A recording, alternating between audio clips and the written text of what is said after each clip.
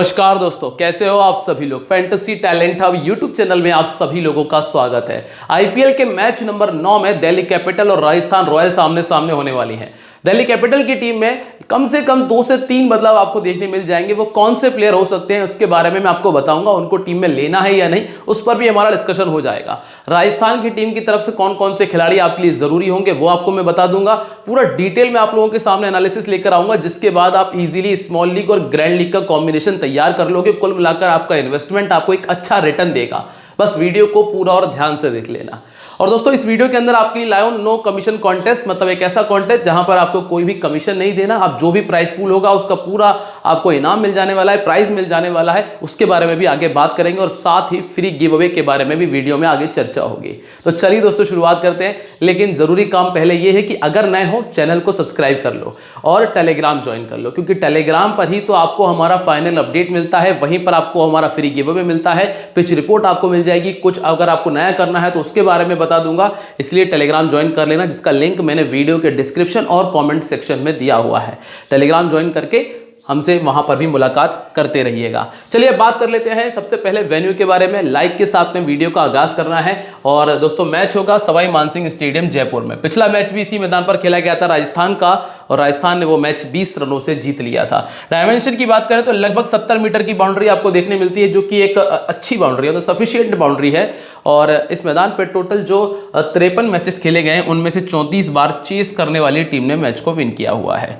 तो यहाँ पे नॉर्मली टीम बैटिंग करना पसंद करती है सेकंड इनिंग में ज्यादा, क्योंकि सेकंड इनिंग में बैटिंग करना थोड़ा आसान रहा भी है। और अगर हम बात करें लास्ट मैच की, लास्ट जो मैच हुआ था उसमें राजस्थान ने 193 बनाया था, लखनऊ चेस नहीं कर पाया। 173 का स्कोर हुआ, क्लोज गई लेकिन चेस नहीं कर पाई। अब एक जो चीज मैंने अपनी लास्ट वीडियो में भी आपको बताई थी, अगर आप लोगों ने लास्ट वीडियो को ध्यान से देखा होगा तो आपको यह समझ में आ जाएगी। यहां पे देखिएगा, नंबर 3 के प्लेयर ने स्कोर किया।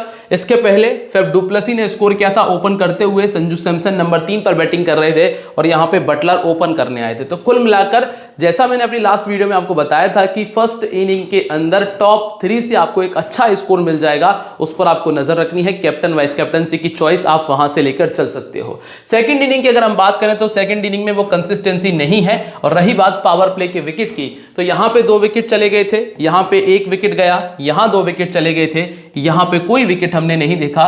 और यहां पे हमने सेकंड इनिंग में 5 विकेट देखे, यहां पे 3, यहां पे 1 और यहां पे 0 विकेट। तो बहुत हद तक जो पहली इनिंग की अगर हम बात कर रहे हैं तो वहां पे आपको कम से कम 1 विकेट पावर प्ले में देखने मिल जाएगा।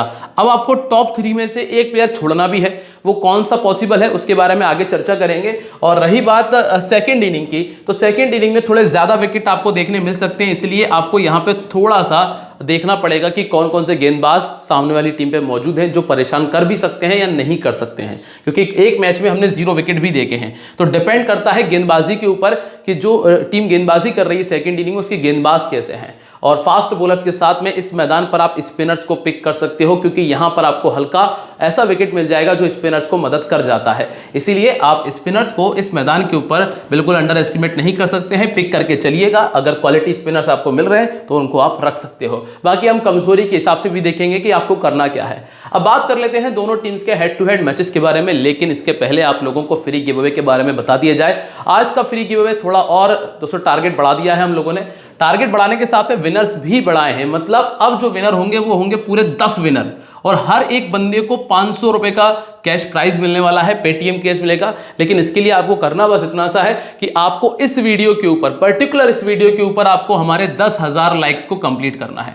अगर आप लोगों ने 10,000 लाइक कंप्लीट कर दिए, आराम से कर सकते हो। 1 लाख लोग देख रहे हैं, अगर 1 लाख लोग देखते हैं तो 10,000 कोई बहुत बड़ा टारगेट नहीं है, इजीली कर सकते हो। तो टेलीग्राम ज्वाइन कर लेना, वहीं पर 10 लोगों को रैंडमली प्राइज मिल जाने वाला है। और वो आप देखते ही हो कि लाइव आकर आपको प्राइज दिया जाता है, मतलब कुछ भी फेक नहीं है, लाइव प्राइज दिया जाता है, तत्काल आपको प्राइस दे भी दिया जाता है। तो टेलीग्राम पर आपको ये मिल जाता है, ठीक है। तो 10,000 लाइक का टारगेट है, पूरा कर दोगे टेलीग्राम पे फ्री गिव अवे एक्टिव हो जाएगा। चलिए, दोनों टीम्स के हेड टू हेड मैचेस की बात कर रहे हैं तो राजस्थान रॉयल्स ने 199 का स्कोर किया था, डीसी ने 142 जो है वो बनाया था लास्ट टाइम जब इस टीम के सामने आई थी।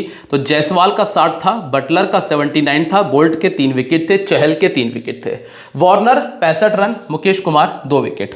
यहां पे राजस्थान रॉयल्स की तरफ आप देखेंगे अश्विन का 50, देवदत्त पल्लिकल का 48 था, डेविड वार्नर का 50 था, मार्श का 89 था, एनरिक नोर्किया के 2 विकेट थे और चेतन साकरिया ने 2 विकेट निकाले। अब यहां पे एक चीज जो आपको कॉमन नजर आ रही है वो है डेविड वार्नर ने दोनों मैचेस में 50 किया। इसके अलावा यहां पे एक चीज और आपको देखनी है कि एक ऐसा खिलाड़ी है जो 80 से लेकर 90 का स्कोर कर सकता है, वो है मिचेल मार्श। इस तरफ यहां पे बटलर और जायसवाल है। तो इस टीम के पास में दोनों टीमों के पास में ऐसे बड़े बड़े प्लेयर्स हैं जो बड़ा स्कोर कर सकते हैं। अब मैं आपको बता देता हूं दोस्तों एक ऐसी एप्लीकेशन के बारे में जहां पर आपका कोई कमीशन नहीं लगने वाला है, वो भी पहली बार जब आप मेरी लिंक से साइन अप करोगे। तो इसके लिए करना इतना सा है कि माई 11 सर्कल एप्लीकेशन का जो लिंक मैंने वीडियो के डिस्क्रिप्शन और कमेंट सेक्शन में दिया है, वहां से जाकर आप इसको डाउनलोड कर लो और साइन अप करो। साइन अप करने के बाद में आपको नो कमीशन कॉन्टेस्ट को ज्वाइन करना है, जहां पर आपका कोई भी कमीशन नहीं लगेगा और आपको जो पूरा प्राइस पूल है वो प्राइस के तौर पे मिल जाने वाला है। और जब आप पहली बार डिपॉजिट करोगे तो आपको करना इतना सा है कि मेरा कूपन कोड का इस्तेमाल कर लेना, जो कि टैलेंट 23 है। आपको 20% का extra cash on first deposit मिल जाएगा 1500 रुपए के कैश बोनस के साथ में। और यहां इस एप्लीकेशन के ऊपर 1 करोड़ की तो दोस्तों बस शुरुआत है। सोचो दोस्तों कितनी बड़ी बात है, ये सब आपको मिलेगा माई 11 सर्कल एप्लीकेशन पे। चलिए बात कर रहे हैं दोस्तों प्लेइंग 11 के बारे में। तो प्लेइंग 11 में काफी सारे लोगों का डाउट होता है, वो मुझसे कहते हैं कि भाई राइट हैंड बैट्समैन है या लेफ्ट हैंड बैट्समैन, वो बता दिया करो। तो दोस्तों ये जो नीचे मैंने लिखा हुआ है ना, इसको आप पढ़िए। अगर मैं सबका बोलने लगूंगा तो टाइम बहुत ज्यादा चला जाएगा, तो आप पढ़ सकते हैं। RHB मतलब राइट हैंड बैट्समैन, LHB मतलब लेफ्ट हैंड बैट्समैन, कॉमन सी बात है। चलिए तो यहां पे बटलर जायसवाल आपको मिलेंगे, संजू सैमसन नंबर 3 आएंगे, फिर रियान पराग ने पिछले मैच में अच्छी बैटिंग की थी, ध्रुव जुरैल, शिमरून हेटमाया टॉप 6 है। और गेंदबाजी इनके पास में अश्विन, बर्गर, बोल्ट, आवेश, युजवेंद्र चहल और संदीप शर्मा।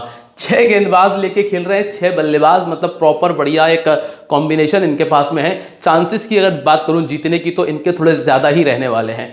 तो यहाँ पे इसके बाद जो दूसरी टीम है जो दिल्ली कैपिटल है, दिल्ली कैपिटल की तरफ से वार्नर, मिचेल मार्श आपको मिलते हैं। नंबर 3 पे शाय होप आए थे, फिर ऋषभ पंत, रिकी हुई, ट्रस्टिन स्टब्स, इसके अलावा अभिषेक पोरेल का इस्तेमाल किया गया था। और फिर गेंदबाजी में अक्षर पटेल इनके पास में, कुलदीप यादव। इस मैच में कौन बाहर जा सकता है, तो एक ईशांत शर्मा के बाहर जाने के चांसेस है, लास्ट मैच में इंजर्ड हो गए थे।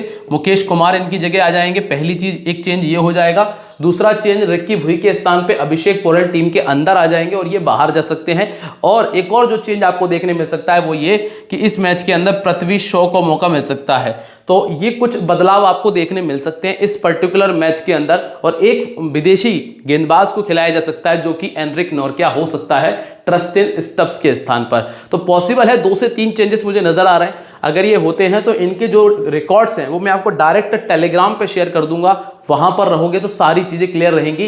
अब बात कर लेते हैं राजस्थान रॉयल्स के पावर प्ले और डेथ ओवर के गेंदबाजों के बारे में। तो ट्रेंट बोल्ट का इस्तेमाल स्टार्टिंग के 3 ओवर में कर लिया गया पावर प्ले के अंदर ही, और डेथ ओवर में इस्तेमाल हुआ संदीप शर्मा का। और संदीप शर्मा के साथ में आवेश खान और बिश्नोई ने, रवि अश्विन ने गेंदबाजी की। और चहल ने भी 1 ओवर डेथ में डाला था। नांद्रे बर्गर जो थे इन्होंने पावर प्ले के अंदर गेंदबाजी की है। अब दिल्ली कैपिटल की अगर हम बात कर रहे हैं तो दिल्ली कैपिटल की तरफ से मिचेल मार्श का इस्तेमाल हुआ था लास्ट मैच में, लेकिन अब नहीं होगा। पिछले मैच में हुआ यह था कि इनके ईशांत शर्मा इंजर्ड हो गए थे, मुकेश कुमार को ये अंदर नहीं ला पाए थे क्योंकि इन्होंने पोरेल को अंदर कर लिया था। तो यहां पे अब ये होगा कि मुकेश कुमार आपको पावर प्ले के अंदर गेंदबाजी करते हुए नजर आएंगे। मुकेश कुमार के साथ में आपको पावर प्ले की गेंदबाजी मिलेगी खलील अहमद से। और अगर एनरिक नोर्किया आते हैं तो वो आपको मिडिल ओवर में और डेथ ओवर में गेंदबाजी करते हुए नजर आएंगे। और अक्षर पटेल का 1 आध ओवर आप पावर प्ले में देख सकते हो। तो ये कुछ बदलाव जो हैं वो आपको देखने मिल जाएंगे इस मैच के अंदर। तो ये जो सारी चीजें इनको थोड़ा सा ध्यान में रखिएगा। अब हम रिकॉर्ड पे जरा चर्चा कर लेते हैं। सबसे पहले हम राजस्थान रॉयल्स के प्लेयर्स का वेन्यू रिकॉर्ड देख रहे हैं, मतलब इस मैदान पे खेलते हुए पहले किन किन खिलाड़ियों ने अच्छा किया है। तो यहां पे आप देखेंगे बटलर, जायसवाल और सैमसन, इन तीनों के पास में बढ़िया रिकॉर्ड है और बढ़िया 50 आप देख रहे हो। ये बात आपको समझ में आनी चाहिए कि ये जो ग्राउंड है, इस ग्राउंड के ऊपर टॉप 3 अधिकतर मैचेस में अच्छा करता है। इसी वजह से आपको ये रिकॉर्ड नजर आ रहा है जिसमें 6-50, 2-50 और 5-50 आप देख पा रहे हो। इसलिए कहता हूं कि वीडियो को समझ के देखोगे तो आपके लिए हमेशा फायदा होने वाला है, और पूरा देखोगे तो बहुत फायदा होगा। यहां पे देखो, अब रियान पराग का बैटिंग एवरेज 31 का है और बाकी हिटमायर, ध्रुव जुरैल और रवि अश्विन का भी लगभग एवरेज है। फिर है गेंदबाजी, तो अश्विन के पास में 10 विकेट है, बोल्ट के पास में 4 विकेट हैं, आवेश खान के पास में 3 विकेट हैं, चहल के पास में 14 विकेट हैं, तो संदीप शर्मा ने 4 विकेट निकाला हुआ है। अब यहां अगर हम पहले प्लेयर का नाम देख रहे हैं जो कि बटलर है, बटलर के बारे में आपको ये चीज़ अभी जानना ज़रूरी है कि खिलाड़ी बहुत तगड़ा है, अंधाधुंध रन कर सकने की क्षमता रखता है और ये ऐसा खिलाड़ी है जो 80-90 रन इजीली बना सकता है। अब मैं आपको एक बात बता दूं कि अगर आप कैप्टन वाइस कैप्टन की तलाश करते हो तो आपके पास में ऐसे प्लेयर होने चाहिए जो 80 या 90 अधिकतर टाइम मतलब मैक्सिमम टाइम बना सके, तो ये वो खिलाड़ी है। लेकिन एक चीज़ का ध्यान रखना कि जो साउथ अफ्रीका T20 सीरीज निकली है वो इनकी बहुत गंदी गई है। उसके पहले अंतर्राष्ट्रीय मैचेस में भी इनका बहुत बड़ा कोई स्कोर निकला नहीं बैट से। इसीलिए अभी की स्थिति में अगर आप छोड़ना चाहते हो जायसवाल और बटलर में से अगर आप किसी एक को छोड़ना पड़ रहा है तो फिर आप इनको छोड़ने का रिस्क ले सकते हो जायसवाल के मुकाबले। हालांकि आप देखेंगे इनका रिकॉर्ड तो मैं क्या बता रहा हूँ बहुत तगड़ा है, जब स्कोर करेंगे तब अच्छा ही करते हैं। लेकिन जो मैं रिसेंट फॉर्म बता रहा हूँ साउथ अफ्रीका T20 से भी कुछ डगमगाई सी है। 12 इनिंग में 3 50 है, मतलब हर चौथी पारी में एक 50 आपको देखने मिल जाता है। फिर नाम आता है यशस्वी जायसवाल का। जायसवाल अभी कमाल फॉर्म में चल रहे हैं, लास्ट मैच में भी 24 का स्कोर किया था, बढ़िया हिट कर रहे थे, 5 50 100 लगा चुके हैं और पहले बैटिंग करते हुए इनके खाते में 3 50 और 100 आपको देखने मिल जाएगा। इसके बाद नंबर 3 पर आपको मिलते हैं संजू सैमसन। संजू सैमसन ने पिछले मैच में 50 किया, 82 का स्कोर है और अगर आप डीसी के सामने देख रहे हो तो यहाँ पे स्ट्रगल बहुत बड़ा है, एक ही बार 50 किया है। अगर किसी ऐसे प्लेयर की तलब देख रहे हो जिसका सिलेक्शन ज़्यादा है लेकिन फेल होने के चांसेस हैं, उसमें आप संजू सैमसन को ऐड कर सकते हो। कारण क्या है कि एक तो इस टीम के सामने सिर्फ 26 का बैटिंग एवरेज है, पहले बैटिंग करते हुए 3 50 किया है, लेफ्ट आर्म मीडियम के सामने बैटिंग एवरेज 19 का है। तो यहाँ पे खलील अहमद मिल जाएंगे आपको जो कि परेशान कर सकते हैं। अक्षर पटेल इनको 2 बार पहले भी आउट कर चुके हैं और चाइना में गेंदबाजी इनको बहुत परेशान करती है, 5 गेंदों में 2 बार आउट हो चुके हैं। और यहाँ पे आपको कुलदीप यादव मिल जाएंगे, इसीलिए इनके पास इनकी तरफ दिक्कतें ज़्यादा होंगी इस मैच के अंदर। इसके बाद है रियान पराग। रियान पराग ने फाइनली पिछले मैच में स्कोर किया और कुछ बढ़िया शॉट्स खेले थे, लेकिन ये कभी भी विकेट फेंक सकते हैं, इस बात का ध्यान रखिएगा। अगर आप ये सोच रहे हो कि रियान पराग आपको कंसिस्टेंट रन बनाकर देते जाएंगे तो वो थोड़ा मुश्किल होगा, ठीक है। इनको लेग ब्रेक से दिक्कत होती है, हालांकि अभी दिल्ली के पास में लेग ब्रेक नहीं है, लेकिन आप इनको ग्रैंड लीग की टीम में ट्राई कर सकते हो। और ग्रैंड लीग की टीम में ट्राई करने की कंडीशन इतनी सी है कि आपको टॉप ऑर्डर से 1 से 2 प्लेयर छोड़ने पड़ेंगे, टॉप ऑर्डर से 1 से 2 प्लेयर छोड़ने पड़ेंगे, इस बात का ध्यान रखिएगा। इसके बाद शिमरून हेटमायर है। शिमरून हेटमायर सिर्फ पहली इनिंग के अंदर ही आपके काम आ सकते हैं। पहली इनिंग में इनका बैटिंग एवरेज 34 का है और एक 50 है, वो भी सिर्फ इसलिए काम आएंगे क्योंकि हिटिंग के लिए इस्तेमाल कर सकते हैं। अब आपको जब राजस्थान का मैच हो रहा हो आपको ये देखना है कि सामने वाली टीम के पास में स्पिनर कैसे हैं, ये चीज़ आप जरा गौर करिएगा जब भी आप टीम बना रहे हो राजस्थान के अगेंस्ट किसी टीम के साथ में। सामने वाली टीम में है कुलदीप यादव। कुलदीप यादव कमाल के स्पिनर हैं, इनके लिए मुश्किलें खड़ी करेंगे, मैं गारंटी से कह सकता हूं। तो यहाँ पे आप चाहो तो इनको दोनों इनिंग्स में छोड़ सकते हो, राइट आर्म ऑफ ब्रेक के सामने, राइट आर्म फास्ट बॉलिंग के सामने भी इन्हें दिक्कत है और वैसे भी कुलदीप यादव इन्हें परेशान करेंगे। इसके बाद है दोस्तों ध्रुव जुरेल। ध्रुव जुरेल बेटर ऑप्शन है, 26 का बैटिंग एवरेज है। हालांकि अभी आपने कोई 50 नहीं देखा है, इसके पीछे का एक छोटा सा रीजन सिर्फ इतना सा है कि ज्यादा बैटिंग करने का मौका मिल नहीं रहा था। कुछ समय तक जो पहले बैटिंग की है वो बहुत नीचे की है, लेकिन यहाँ पे अगर टॉप ऑर्डर जल्दी जाता है तो ये एक ऐसे प्लेयर हैं जो कुलदीप यादव को भी खेल सकते हैं, जो अक्षर पटेल को भी खेल सकते हैं, इसीलिए आप इन पे नजर बना के रखिएगा। सिर्फ ग्रैंड लीग की बात कर रहा हूं, स्मॉल लीग में नहीं है। फिर है रवि अश्विन। रवि अश्विन के पास में इस टीम के सामने 24 विकेट हैं और 31 इनिंग में 27 विकेट है। सामने वाली टीम में अधिकतर इंडियन प्लेयर्स हैं। वैसे तो अगर आप लेफ्ट हैंड बैट्समैन की तलाश करने निकलोगे तो वार्नर मिलेगा, पंत मिलेगा, पंत के बाद आपको अक्षर पटेल मिल जाएगा, अक्षर पटेल के बाद पोरेल मिल जाएगा। तो पॉसिबल है कि 4 लेफ्ट हैंड बैट्समैन देखने मिल सकते हैं और 4 लेफ्ट हैंड बैट्समैन अगर देखने मिल रहे हैं फिर तो अश्विन के पास में ज्यादा नहीं तो 1 विकेट मिल ही जाना है, जैसा आपने पिछले मैच में भी देखा था। तो अगर आप अपने 25 पॉइंट सेव करना चाहते हो तो ये कर सकते हो स्मॉल लीग के अंदर भी। और वैसे इनके पास में 21 इनिंग में 20 विकेट है और 10 इनिंग में 7 विकेट आपने यहां देखे। पहले बल्लेबाजी करते हुए इनके पास में एक 50 भी शामिल है। फिर आता है नाम नांद्रे बर्गर का। 18 इनिंग 17 विकेट, पहली इनिंग में ज्यादा इंप्रेसिव रहे हैं पर लास्ट मैच में डेथ ओवर में गेंदबाजी नहीं की, ये ध्यान रखिएगा। इसके बाद ट्रेंट बोल्ट है। ट्रेंट बोल्ट की कहानी सिर्फ इतनी सी होती है कि अगर स्विंग है तो फिर ट्रेंट बोल्ट बादशाह हैं, अगर स्विंग नहीं है तो फिर ट्रेंट बोल्ट को रखने का फायदा नहीं है। अब यहाँ एक चीज और बेहतर है कि सामने वाली टीम की जो ओपनिंग पेयर है उसमें एक आपको मिलता है डेविड वार्नर और दूसरा आपको मिलता है मिचेल मार्श। अब आपको क्या लगता है कि डेविड वार्नर और मिचेल मार्श अपना विकेट जल्दी फेंक रहे हैं? अगर आपको लग रहा है कि जल्दी विकेट फेंक रहे हैं तो फिर बोल्ट को रखिएगा और इन दोनों में से एक को छोड़ देना। अगर आपको लग रहा है कि भाई ये दोनों खड़े रह जाएंगे तो फिर बोल्ट को रखने का फायदा नहीं है। अब ये चीज़ आप खुद तय कर लेना कि आपको पिच रिपोर्ट तो मैं आपको बता ही दूंगा हाल फिलहाल में, लेकिन ये चीज़ आपको ध्यान में रखनी पड़ेगी और आगे भी हम जब बैटल देखेंगे अगर वहां पे बोल्ट का नाम आता है तो फिर बोल्ट के बारे में विचार कर लेंगे। वैसे डीसी के सामने 14 विकेट निकाल चुके हैं और पिछले एक साल में इनके पास में 18 विकेट हैं, जिसमें पहले गेंदबाजी करते हुए 7 विकेट है और सेकेंड गेंदबाजी करते हुए 11 विकेट है। फिर आता है नाम आवेश खान का। पिछले एक साल में 23 इनिंग में 27 विकेट है, पहले गेंदबाजी करते हुए 11, सेकंड गेंदबाजी करते हुए 16 विकेट है। युजवेंद्र चहल की अगर बात करें तो 18 इनिंग में 20 विकेट इनके पास हैं, ये भी आपको विकेटलेस नहीं जाने देंगे, ऑलमोस्ट 25 पॉइंट आपको दे ही जाएंगे। 15 इनिंग में 22 विकेट यहाँ हैं, पहले गेंदबाजी करते हुए 7 है तो सेकंड गेंदबाजी करते हुए 15 विकेट इनके खाते में दर्ज हैं। और अंतिम जो नाम है वो है संदीप शर्मा का।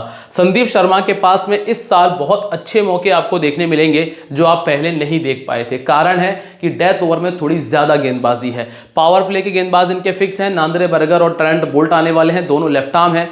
लेकिन यहाँ पे संदीप शर्मा अब जो कि पावर प्ले में ज्यादा गेंदबाजी करने का मौका मिलेगा नहीं तो डेथ ओवर में इस्तेमाल हो सकते हैं, इसलिए ध्यान रखिएगा डेथ ओवर में गेंदबाजी करेंगे। डीसी के सामने पहले 16 पारियों में 19 विकेट निकाल चुके हैं, हालांकि पिछले एक साल में 2 विकेट से ज्यादा इन्होंने नहीं निकाला है, ये भी चीज आपको ध्यान में रखनी चाहिए।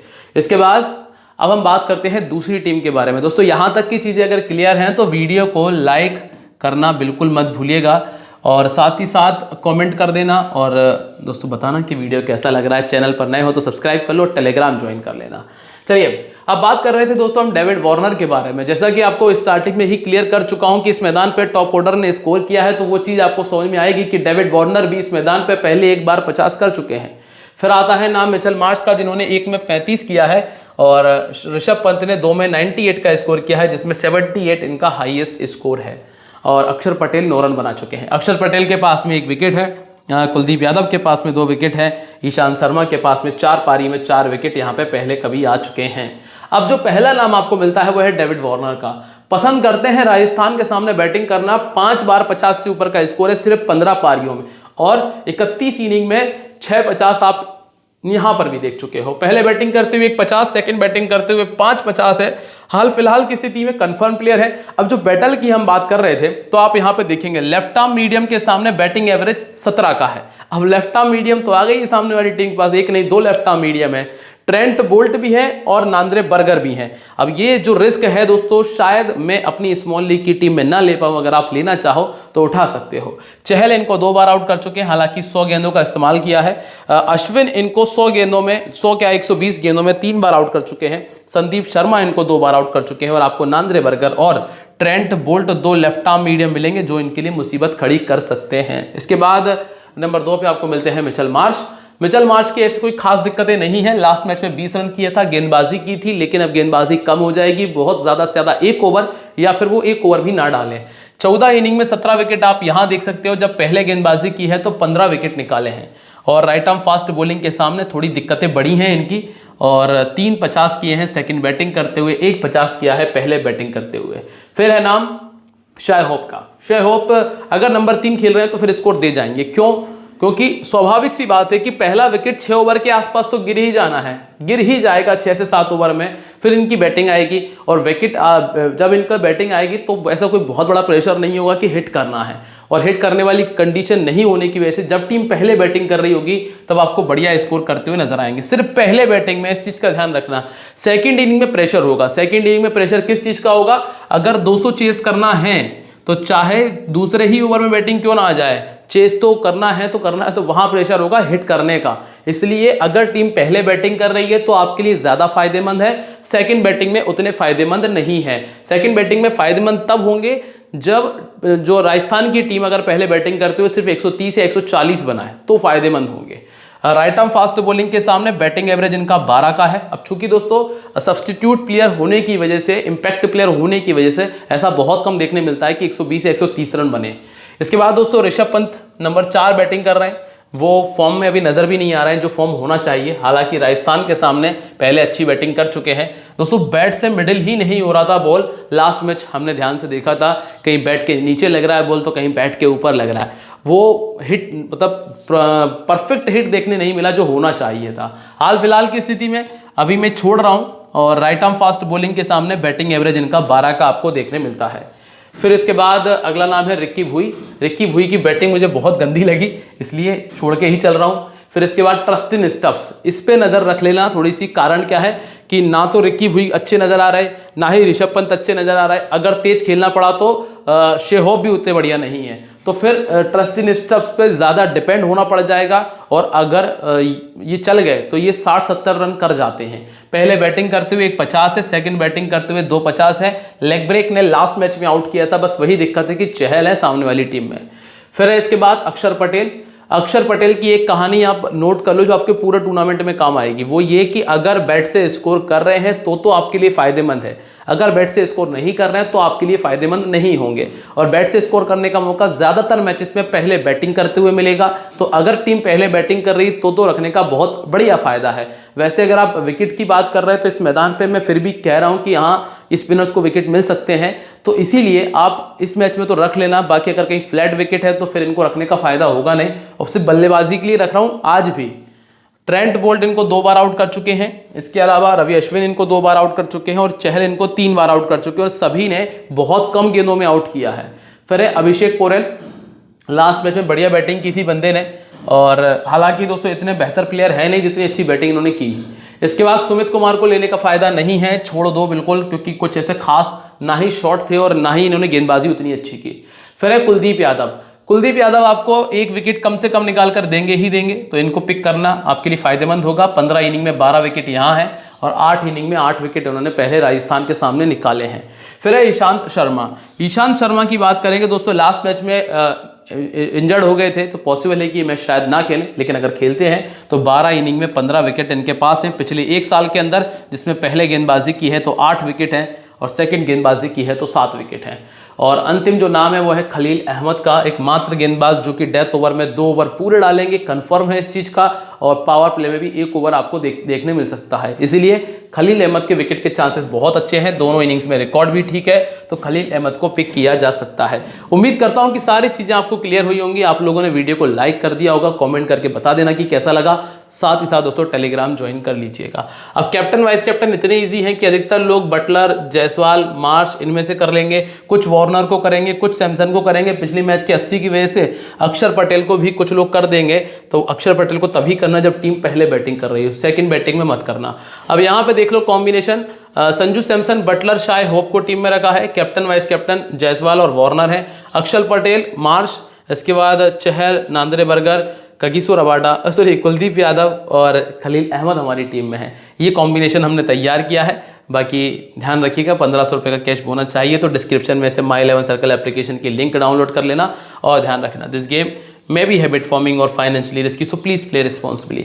मिलते हैं आप लोगों से अपनी अगली वीडियो में एक बार फिर, तब तक के लिए बाय, जय हिंद, जय महाकाल।